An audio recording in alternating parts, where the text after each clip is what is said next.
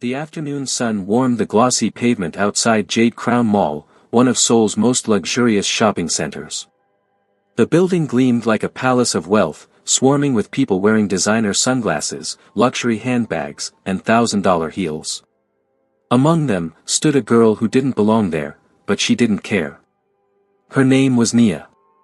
She was a beautiful, dark-skinned African woman in her mid-20s, wearing a faded gray hoodie, torn jeans, and sandals that had seen better days.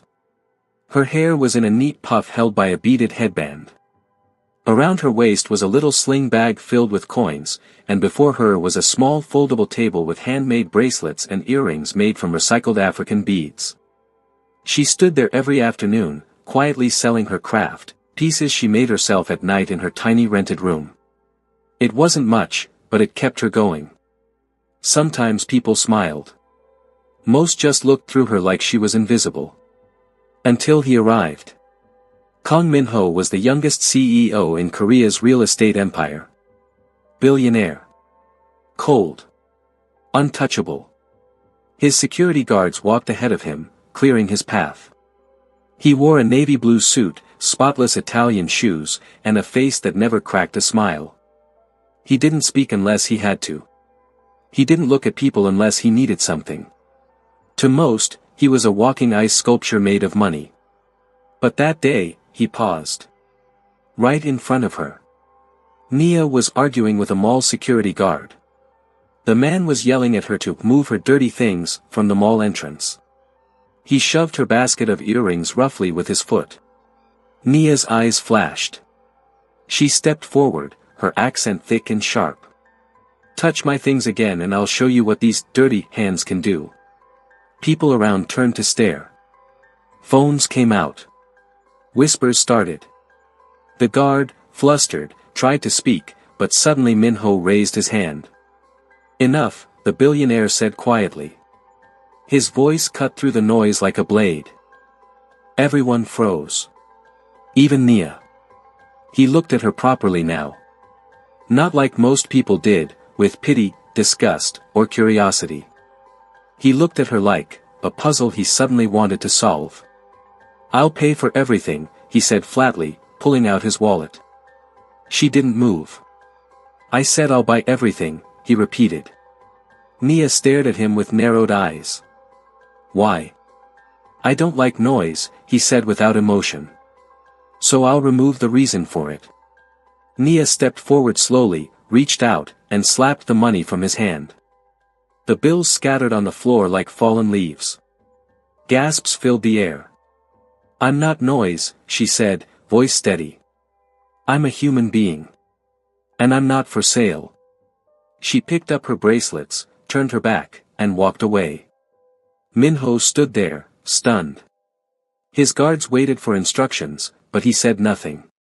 He watched her disappear into the crowd, leaving his pride scattered with the money on the ground.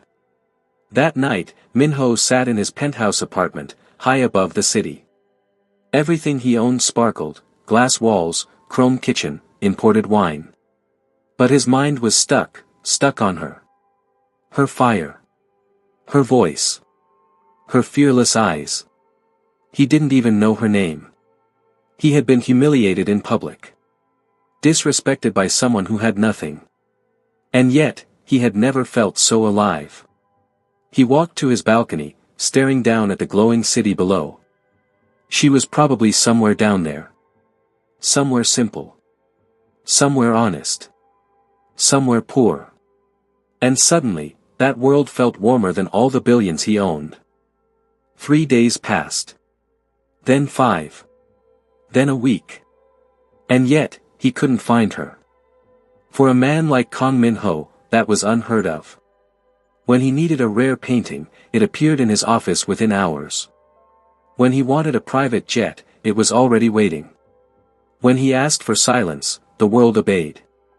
But now, with all his money, power, and staff, he couldn't locate a single African street vendor who had told him to his face that she wasn't for sale. Min-ho didn't understand what was happening to him.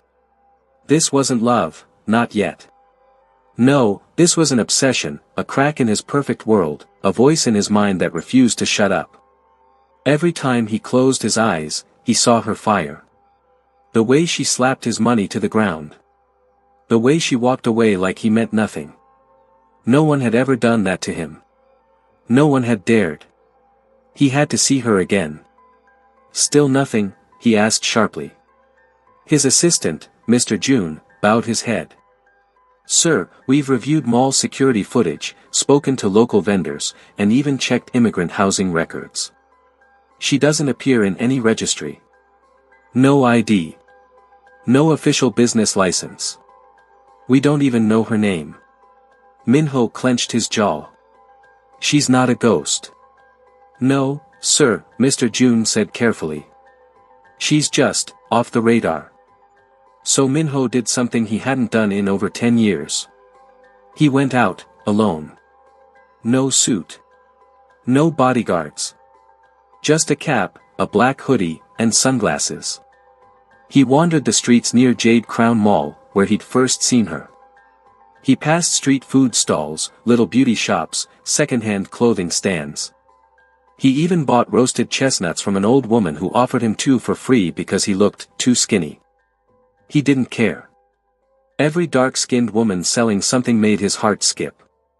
Every bracelet stand made his chest tighten.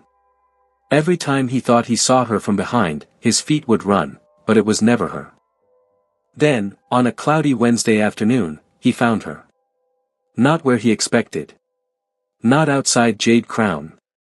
She was seated on a plastic stool in a quiet alley, selling bracelets under a rainbow-colored umbrella. There were no crowds, no guards, no gold walls. Just her, sitting beside a tiny radio playing an old African love song. She was humming. And smiling. That smile. It wasn't for him. But it shattered something inside him. He stood frozen, watching her from a distance. Then he approached. She looked up. Her smile faded instantly. Her eyes narrowed. You again, she said flatly. He almost smiled. You remember me. You think I'd forget the man who tried to buy me like chewing gum? Ouch. I wasn't, he stopped himself. What excuse could he give? That he was trying to solve a problem by throwing money at it. That's what he always did. He shoved his hands in his pockets and looked down. I came to apologize. She blinked. I shouldn't have offered you money like that. I didn't see you. Not properly. But now I do. She scoffed. So you came here, for what? To feel better about yourself? No, he said quietly. I came because I couldn't stop thinking about you. Nia stared at him, unsure whether to laugh or throw her shoe. You're rich. You can have any woman you want. Why would you come for a street vendor? He looked into her eyes. Because none of them walked away from me. You did. Silence. The street was quiet except for the hum of the radio and the faraway sound of a delivery truck reversing. Nia stood up slowly. You're wasting your time, Mr. Fancy Suit. I don't want to be someone's pet project. I don't want to be rescued. I'm not broken. I know, he said, stepping closer. That's why I'm here. For the next few days, he kept coming. Not in suits. Not with security. Just him. Some days, he bought a bracelet. Other days, he sat quietly on the opposite side of the street and watched her work.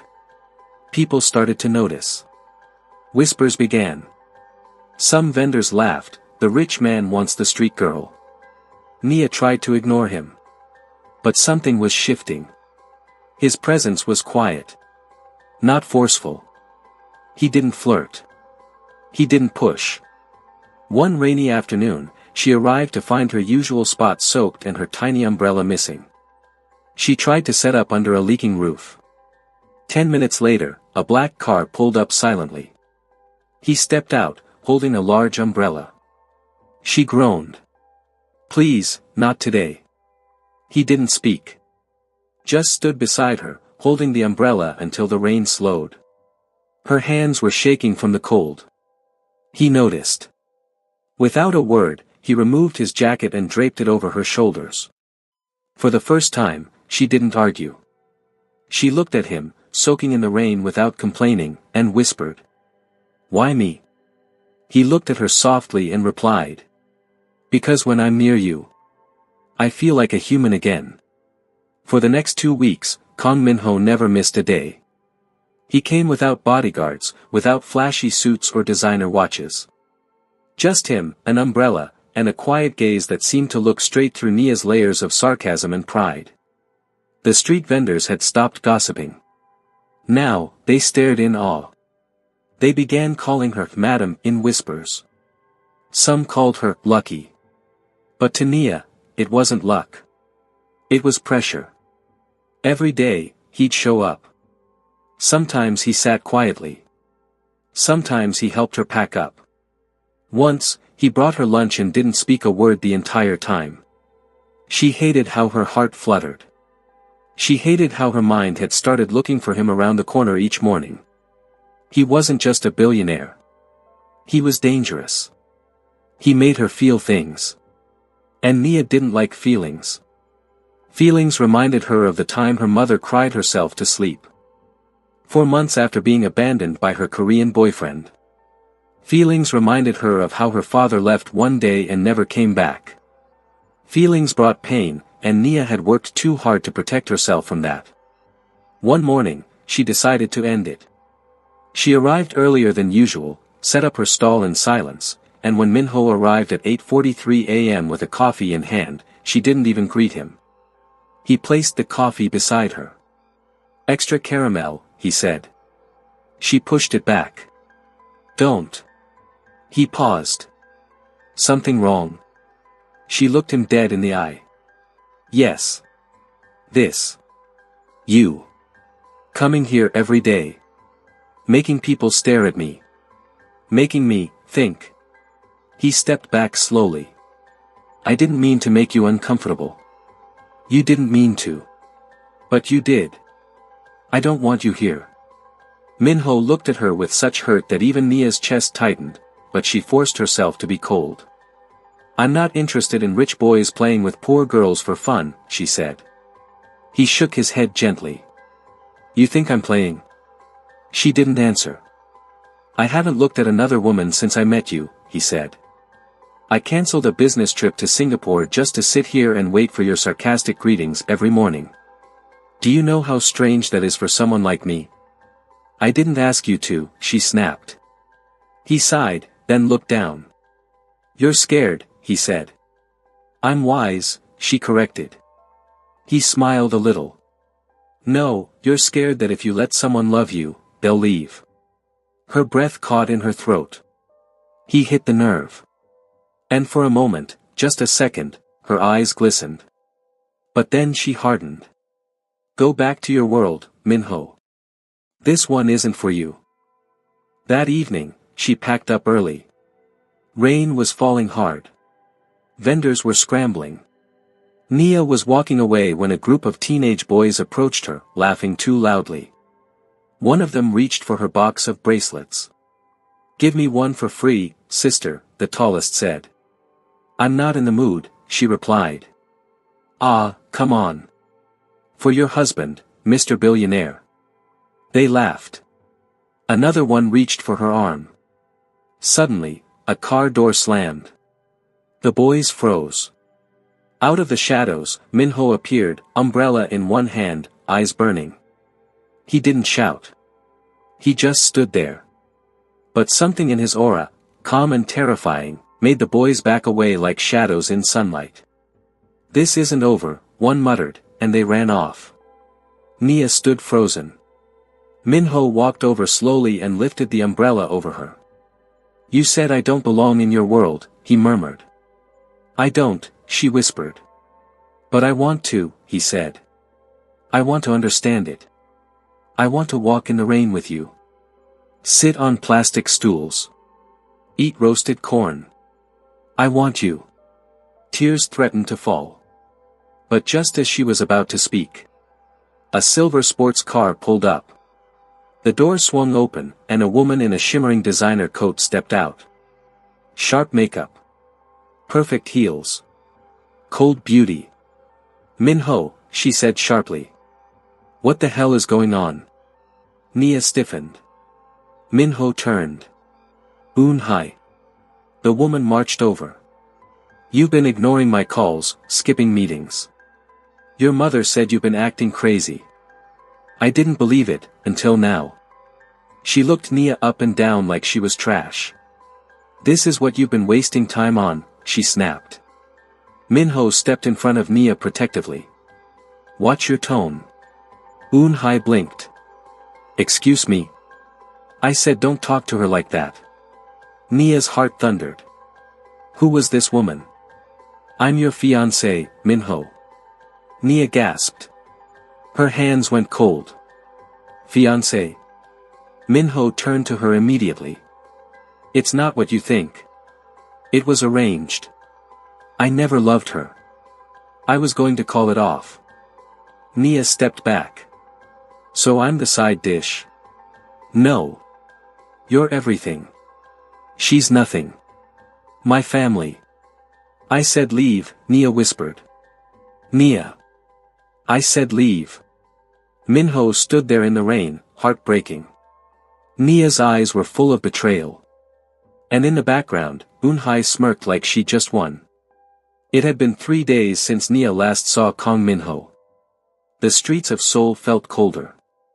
Her little jewelry stall sat untouched, her hands too numb to shape bracelets or speak to customers. Even the other vendors noticed. They tried to comfort her. Maybe he'll come back, one whispered. But Nia just smiled weakly. He belongs to another world. I was just a little break from it. She was trying to believe her own lie. But her heart was in ruins. She remembered his face in the rain. The pain in his eyes when she pushed him away. She remembered the other woman, Eun-hye, tall and cold, announcing herself like a queen. And Minho saying, it's not what you think, as if that changed anything. Nia had always sworn she'd never fall. But she did. And now, she was the one left aching. Meanwhile, Minho was in chaos. He hadn't returned to his company headquarters. He had cancelled 3 investor meetings. His mother had called 20 times. But all he could think of was the look on Nia's face. He had messed up. Yes, Eun-hye was an arrangement. A business decision made by his parents when he was young. But he should have ended it the moment he met Nia. Instead, he let her find out the most painful way possible. He had broken her. And Minho had never felt more ashamed in his life. He sat in his penthouse, eyes fixed on the window. But something shifted inside him. No. He wasn't going to lose her like this. Not silently. Not shamefully. If he had to burn his reputation to the ground, so be it. If he had to fight the entire world to prove he chose her, he would. The next morning, Seoul woke up to a surprise. Minho's company announced an emergency press conference. Cameras flashed. Journalists whispered. Executives sat nervously on the front row. And then, he walked in. Wearing a simple black suit, hair slicked back, eyes filled with resolve. Everyone expected a business update. But then Minho stepped to the podium, and stunned the world. I have nothing to say about stocks, deals, or shareholders today. I came to speak about a woman. Gasps. She sells bracelets on the streets of Seoul. Her hands are cracked from working long hours, but her smile healed something in me. I fell in love with her the moment I saw her defending her spot from a rude customer. She was brave. Sharp. Beautiful. Silence filled the room. Some of you saw us together and called it a scandal. Some mocked her. Some threatened her. But hear me today, Nia is the only woman I have ever truly loved. He paused, scanning the room. And to Miss Eun-hye and my family, I apologize, but I will not marry for business. I will not live a life full of money and empty of meaning. I choose Nia. With everything I am. The room exploded. Reporters screamed questions. Phones rang. The internet was already catching fire. Nia didn't see it live. She was sitting quietly at her stall, packing up her things when a little boy ran by shouting, "Uni!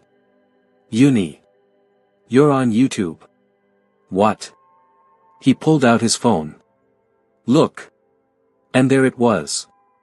Minho's face. On every screen. Every blog.